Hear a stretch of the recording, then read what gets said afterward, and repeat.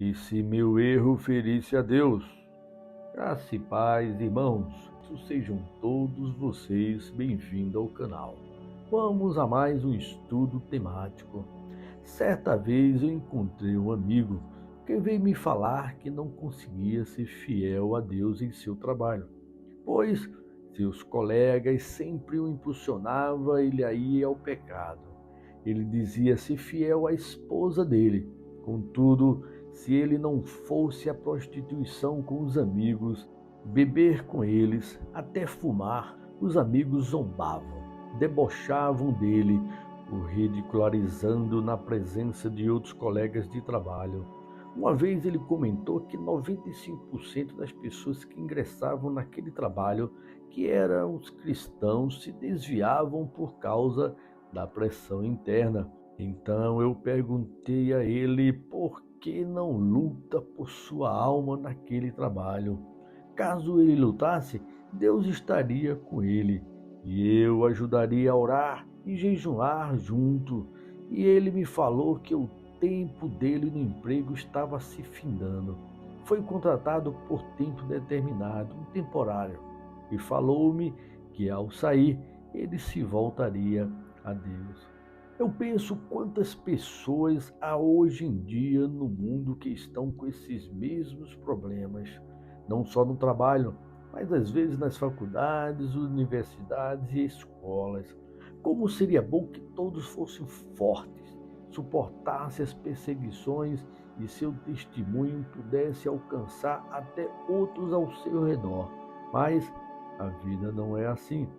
Ao lermos Salmos no capítulo 51, nos diz: Tem misericórdia de mim, ó Deus, por teu amor, por tua grande compaixão, apaga as minhas transgressões, lava-me de toda a minha culpa e purifica-me do meu pecado, pois eu mesmo reconheço as minhas transgressões e o meu pecado sempre me persegue. Contra ti, só contra ti pequei e fiz o que tu reprovas, de modo que justa é a tua sentença e tens razão em condenar-me. Cria em mim um coração puro, ó Deus, e renova dentro de mim um espírito estável. O salmista Davi poderia ter fugido do pecado, mas não o fez. Depois ele o reconheceu, foi punido sim, mas seu erro serviu de testemunho para todos nós o perigo iminente em dar vazão ao pecado. Uma vez li um livro de John Bevere, um teólogo e pastor de uma igreja nos Estados Unidos, em que ele falava de 3 tipos de cristão diante do problema.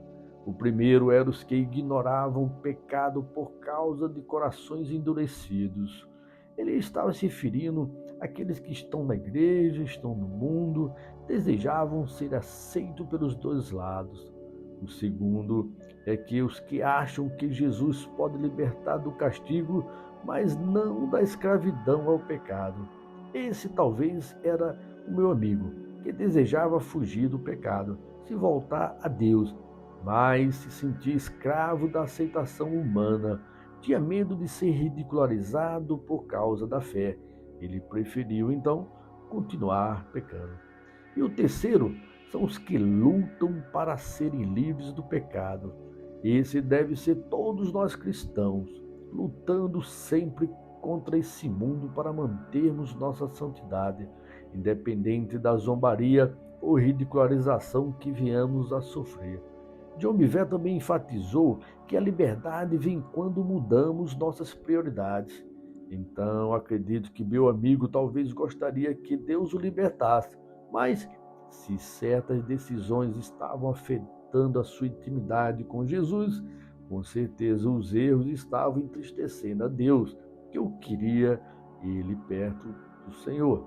Como diz Paulo em 2 Coríntios, no capítulo 7, versículo 10, a tristeza, segundo Deus, não produz remorso, mas sim um arrependimento que leva à salvação.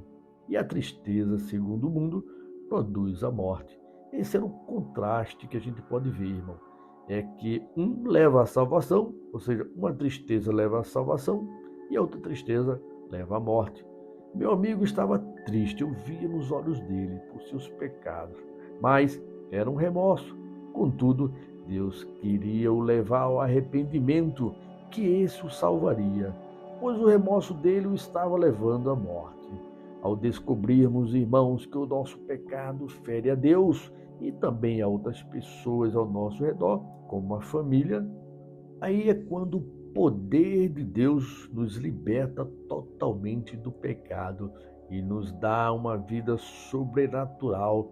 Busque então, irmãos, o arrependimento divino, receba o perdão de Deus e viva com ousadia uma vida nova em Cristo Jesus, suportando e ajudando os fracos na fé, estimulando todos a entenderem que só em Deus temos a vitória e que o nosso erro fere ao Senhor, porque Ele vê que você não confia nele, irmãos. Ao continuarmos no pecado para ser aceito pela sociedade, é trocar, substituir Deus pela aprovação de outros.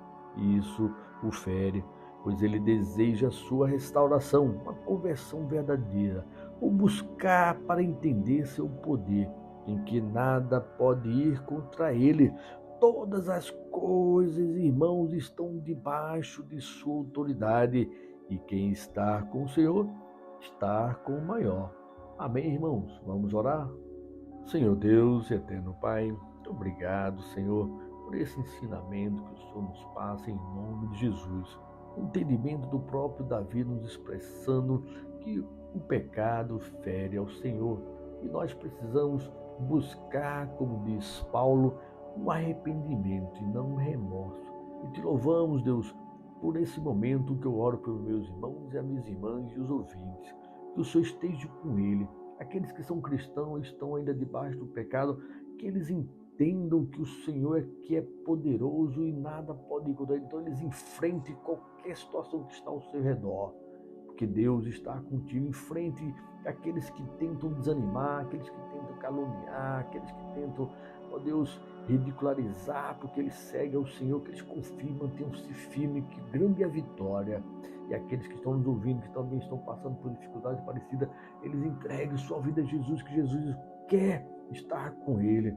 Então, Pai, cada tristeza, ó Deus, que possa ser transformada em arrependimento e não em remorso, porque o arrependimento leva à vida, o remorso leva à morte. Então, Deus, obrigado por esse momento de oração e te louvo por cada irmão e irmã, em nome de Jesus. Amém. Amém, irmãos. Deus abençoe e até amanhã, se Deus nos permitir.